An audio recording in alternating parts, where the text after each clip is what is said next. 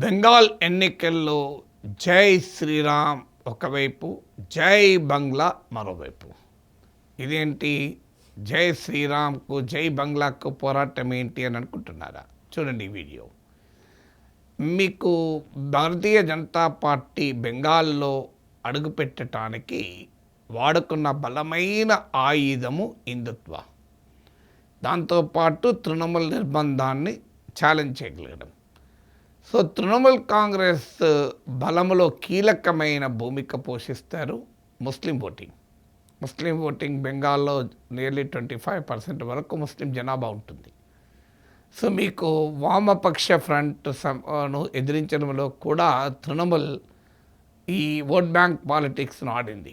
ఆ తర్వాత అయితే పూర్తిగా ఈ ఓటు బ్యాంకును తనకు ప్రధాన ప్రత్యర్థిగా బీజేపీ కావడంతో బీజేపీకి ముస్లిం ఓటు వేయడు గనక దాని ఒక సాలిడ్ ఓట్ బ్యాంక్గా మార్చుకుంది మమతా బెనర్జీ. 2011లో పవర్లోకి వచ్చాక 2013లో ప్రత్యేకంగా ఇమాములకు వేతనాలు లాంటి సంతుష్టీకరణ రాజకీయాలు కూడా చేసింది. అంటే అపీజ్మెంట్ పాలిటిక్స్ అంటారు. దీన్ని భారతీయ జనతా పార్టీ సమర్థవంతంగా వాడుకుంది. సో వాడుకొని హిందుత్వ నినాదంతో హిందూ కన్సాలిడేషన్కు ప్రయత్నం చేసి చాలా గణనీయంగా సక్సెస్ కూడా అయింది. 2011లో బీజేపీకి 4% ఓటింగ్ వస్తే 2016కి వచ్చేవరకు అది 16%కి పెరిగింది. 2021కి వచ్చే వరకు ఏకంగా అది కాస్త మీకు 38%కి పెరిగింది 2021కి వచ్చే వరకు. 2019 లోక్సభ ఎలక్షన్స్లో కూడా అరౌండ్ 39% ఓటింగ్ తెచ్చుకుంది. సో అక్కడి నుంచి బీజేపీ ప్రస్థానం మొదలైంది. 4% 16% అయింది, 16% 38% అయింది. సో ఈ భారీగా వచ్చినటువంటి ఈ ఓటింగ్ శాతంలో కీలకమైంది లెఫ్ట్ కాంగ్రెస్ బలహీనపడము, తృణమూల్ నిర్బంధాన్ని ఎదుర్కోవాలంటే మరో మార్గము లేక ఈ రెండు పార్టీల సానుభూతి పరులైన ఓటర్లకు కూడా బీజేపీ వైపు షిఫ్ట్ కావడంతో పాటు దానికన్నా ముఖ్యమైనది ఈ హిందూ కన్సాలిడేషన్ ఎగనెస్ట్ తృణమూల్స్ ముస్లిం అపీజ్మెంట్ పాలిటిక్స్. సో ఈ పరిస్థితుల్లో మీకు ఇప్పుడు మమతా బెనర్జీ ఏం చేయాలి? తన ముస్లిం ఓటును కాపాడుకోవాలి, హిందూ ఓటు పోకుండా చూసుకోవాలి. ఎందుకంటే కంప్లీట్గా హిందూ కన్సాలిడేషన్ కనుక అస్సాంలో లాగా బీజేపీ చేయగలిగితే మీకు బెంగాల్లో కూడా అధికారంలోకి వస్తుంది. అస్సాంలో అదే చేశారు. మీకు 2021 ఎలక్షన్స్లో మీరు కనుక తీసుకుంటే క్లియర్గా బీజేపీ బలం ముస్లిం కాంగ్రెస్, ఆల్ ఇండియా యునైటెడ్ డెమోక్రటిక్ ఫ్రంట్, ఏఐయుడిఎఫ్ కలిసి పోటీ చేసిన సమయంలో కూడా బీజేపీకి 75 సీట్స్ వచ్చాయి. ముస్లిం ఓటు వన్ సైడ్గా కన్సాలిడేట్ అయినా కూడా దీనికి కారణము హిందూ కన్సాలిడేషన్ చాలా బలంగా చేయడం. సో ఇప్పుడు దాన్ని ఎదుర్కోవటానికి మమతా బెనర్జీ చేసిన ఎత్తుగడ జై బంగ్లా. సో బీజేపీ పొలిటికల్ మొబిలైజేషన్కు జై శ్రీరామ్ ఆయుధమైతే హిందుత్వ ఐడెంటిటీని బెంగాలీ ఐడెంటిటీతో ఎదుర్కోవాలి అన్నది తృణమూల్ ప్రధాన ప్రయత్నం. ఎందుకంటే బెంగాలీ ఐడెంటిటీ చాలా బలమైంది. పాకిస్తాన్ 2 ముక్కలైంది బెంగాలీ ఐడెంటిటీ కొరకే. మీకు పాకిస్తాన్, తూర్పు పాకిస్తాన్, ప్రస్తుత బంగ్లాదేశ్లో బెంగాలీ భాష మాట్లాడే ప్రజలపైన ఉర్దూ రుద్దటానికి ప్రయత్నం చేస్తే బెంగాలీ కల్చరల్ నేషనలిజం ఎమర్జ్ అయి బెంగాలీ జాతీయవాదం మీకు ఆఖరికి పాకిస్తాన్ విభజనకు కూడా కారణమైంది. అందువల్ల బెంగాలీ ఐడెంటిటీ మన దేశంలో లింగ్విస్టిక్ ఐడెంటిటీ అంత బలమైంది. మీకు తమిళ్ ఐడెంటిటీ, బెంగాలీ ఐడెంటిటీ ఒక రకంగా లింగ్విస్టిక్ ఐడెంటిటీ బీజేపీ ఎమర్జెన్స్ వచ్చేంత వరకు రిలీజియస్ ఐడెంటిటీ కన్నా కూడా బలమైంది. సో మన దేశంలో రిలీజియస్ ఐడెంటిటీని ఎదుర్కొన్న identity linguistic identity, cost identity. ఈ రెండు మీకు రిలీజియస్ ఐడెంటిటీకి ఒక చెక్ పెడుతుంటుంది. అంటే అందుకే మీకు ఇతర రాష్ట్రాలు, ఉత్తరప్రదేశ్, బీహార్ రాష్ట్రాల్లో మందిర్ పాలిటిక్స్ను, కమండల్ పాలిటిక్స్ను, మండల్ పాలిటిక్స్తో ఎదుర్కొన్నారు ప్రత్యర్థులు. ఇక్కడ బెంగాల్లో మండల్ పాలిటిక్స్ పెద్దగా పనిచేయవు. అందువల్ల బెంగాల్లో ఏంటంటే ఈ లాంగ్వేజ్ పాలిటిక్స్ తీసుకొచ్చింది మమతా బెనర్జీ. సో బెంగాలీల పైన బయటి వారి దాడి, ఇది బహిర్గత బయటి వారి దాడి అనేటువంటి ఒక అంశాన్ని బలంగా ప్రజల్లోకి తీసుకెళ్ళగలుగుతోంది. దానికి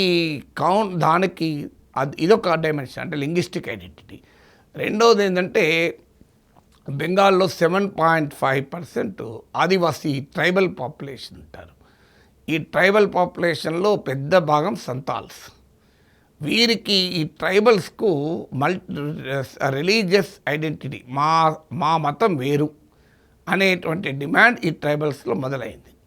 సో మా ఐడెంటిటీ వేరు, మేము హిందువులము కాము, మేము ఇప్పుడు మీకు కర్ణాటకలో లింగాయత్ ఐడెంటిటీ వేరు, అది మాకు సెపరేట్ రిలీజియస్ ఐడెంటిటీ కావాలి అనే డిమాండ్ ఎలాగైతే వచ్చిందో ఇక్కడేమో ట్రైబల్ రిలీజియన్స్ అవన్నీ. సో ఈ ట్రైబల్ రిలీజియన్స్ను హిందూ ఫోల్డ్లో కలుపుకోవాలన్నది బీజేపీ వ్యూహం. సో ఒక విశాలమైన హిందూ ఫోల్డ్లో ఈ ట్రైబల్ రిలీజియన్ కూడా కలుపుకోవాలని. వీళ్ళనేది ఏంటంటే జైన్స్ 40 లక్షలే ఉంటారు, కానీ వారిని ప్రత్యేక రిలీజన్గా గుర్తిస్తున్నారు రాజ్యాంగం. మా రిలీజన్ను ఎందుకు గుర్తించరు? మాది హిందూయిజంతో మా సాంప్రదాయాలు, ఆచారాలు, వ్యవహారాలు మా అన్నీ వేరు కదా, మాకెందుకు గుర్తించరు అని ఈ ట్రైబల్స్ ఒక బెంగాల్లోనే కాదు, ఇప్పుడు సంతాల్స్ అయితే ఒడిస్సా, బీహార్, బెంగాల్, జార్ఖండ్ ఈ రాష్ట్రాల్లో అంతటా ఉంటారు. ఈ రాష్ట్రాలంతటా కూడా ట్రైబల్స్లో ఈ డిమాండ్ ఉంది. ఈ డిమాండ్లను ఆయా రాష్ట్రాలు ఆమోదించి కేంద్రానికి కూడా పంపాయి. 2023లోనే బెంగాల్ శాసనసభలో మమతా బెనర్జీ సో ట్రైబల్ రిలీజియన్స్ను సెపరేట్ ఐడెంటిటీ ఇవ్వాలి వారికి అని తీర్మానం చేసి ఢిల్లీకి పంపారు. సరిగ్గా కర్ణాటకలో సిద్ధరామయ్య లింగాయత్ల ఐడెంటిటీ గుర్తించాలి అని మాట్లాడినట్టే, సో హిందుత్వ ఐడెంటిటీని వీకెండ్ చేయటానికి ట్రైబల్ రిలీజియస్ ఐడెంటిటీని, అంటే విశాలమైన హిందుత్వ ఐడెంటిటీలో ఆదివాసీలను కలవకుండా ఉండేలా తృణమూల్ కాంగ్రెస్ రాజకీయం చేస్తుంది. దానికి కౌంటర్గా ఏకంగా బీజేపీ ఇండైరెక్ట్గా ప్రెసిడెంట్ని దించారు. సో ప్రెసిడెంట్ని దించి ద్రౌపది ముర్ము సంతాల్ ట్రైబల్ కమ్యూనిటీకి చెందిన వాళ్ళు, బెంగాల్ ట్రైబల్స్లో అతిపెద్ద భాగం వారే, ఐ థింక్ అరౌండ్ 60% వాళ్ళే ఉంటారు. సో వీరిని అట్రాక్ట్ చేసడానికి ఆల్ ఇండియా సంతాల్ మీటింగ్ అని చెప్పి ఏకంగా అఖిల భారత సంతాల్ సభ పెట్టి దానికి ప్రెసిడెంట్నే గెస్ట్గా ఇన్వైట్ చేశారు. అది ఎన్నికల సమయంలో, దేశ రాష్ట్రపతి ఎన్నికల సమయంలో ఒక రాజకీయపరమైన ప్రభావం చూపెట్టగలిగే కార్యక్రమంలో పాల్గొనడం నిజంగా రాష్ట్రపతి పదవికి వెన్నతేదు. కానీ బీజేపీ రాజకీయాల్లో భాగంగా రాష్ట్రపతిని కూడా దించారు. దానికి తృణమూల్ కౌంటర్ ఇస్తూ అసలు ఆ ప్రోగ్రాంకు అనేక రకాల రెస్ట్రిక్షన్స్ పెడితే మళ్ళీ రాష్ట్రపతిని అవమానించారు, ఆదివాసీ బిడ్డను అవమానించారు, సంతాల్ బిడ్డను అవమానించారు, ఆదివాసీ మహిళను అవమానించారంటూ బీజేపీ ఎత్తుగడ మొదలుపెట్టింది. అంటే చూడండి, ఒక ఐడెంటిటీ పైన మరో ఐడెంటిటీని ప్రయోగించడం అనేది బెంగాల్లో జరుగుతున్న రాజకీయాలు. ఒకవైపేమో హిందూ ముస్లిం ఐడెంటిటీ, మరోవైపేమో Hindu identity versus tribal identities, within the tribal ఐడెంటిటీస్లో ఎవరు న్యాయం చేస్తున్నారని. ఇక తృణమూల్ని ఎదుర్కోవటానికి ఒక ప్రమాదకరమైన గేమ్ కూడా బీజేపీ ఆడుతోంది. రాజవంశీలని బెంగాల్లో ఒక 30 అసెంబ్లీ సెగ్మెంట్, టోటల్ 294 అసెంబ్లీ సెగ్మెంట్లో 30 అసెంబ్లీ సెగ్మెంట్లో వాళ్ళకి ఇన్ఫ్లుయెన్స్ ఉంటుంది. రాజవంశీలు షెడ్యూల్ కాస్ట్, వారికి లాంగ్వేజ్ కూడా ఉంటుంది.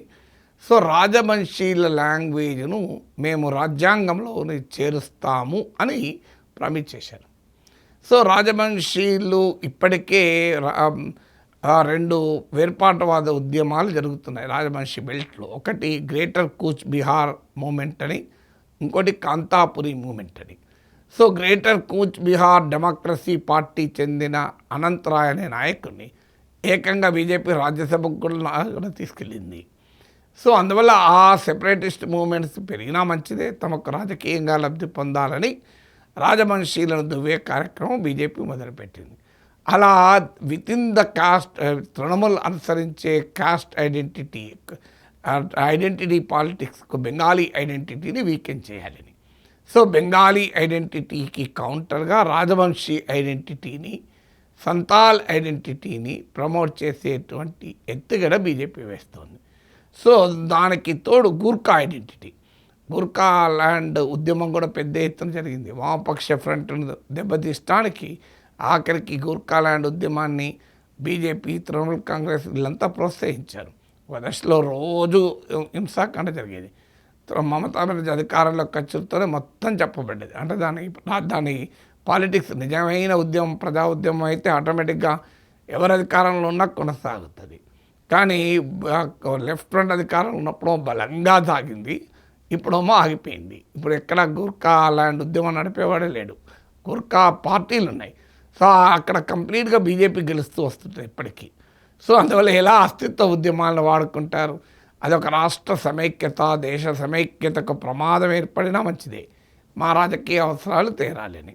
సో అలా గూర్ఖా ఐడెంటిటీ, సంతాల్ ఐడెంటిటీ, రాజవంశీ ఐడెంటిటీలను ఉపయోగించి బెంగాలీ ఐడెంటిటీని వీకెన్ చేయాలి అన్నది బీజేపీ రాజకీయం. దాంతోపాటు కుద్మీస్ అని ఇంకో కమ్యూనిటీ ఉంది, మాకు schedule caste tribe ST status కావాలని వాళ్ళు కొట్లాడుతున్నారు. సో బెంగాల్ తృణమూల్ కాంగ్రెస్ పైన వారిని రగిలిస్తోంది బీజేపీ. సో ఇలా ఒకరి ఐడెంటిటీకి వ్యతిరేకంగా మరొకరి ఐడెంటిటీ పాలిటిక్స్ అనేది ఇప్పుడు బెంగాల్లో జోరుగా జరుగుతున్నాయి.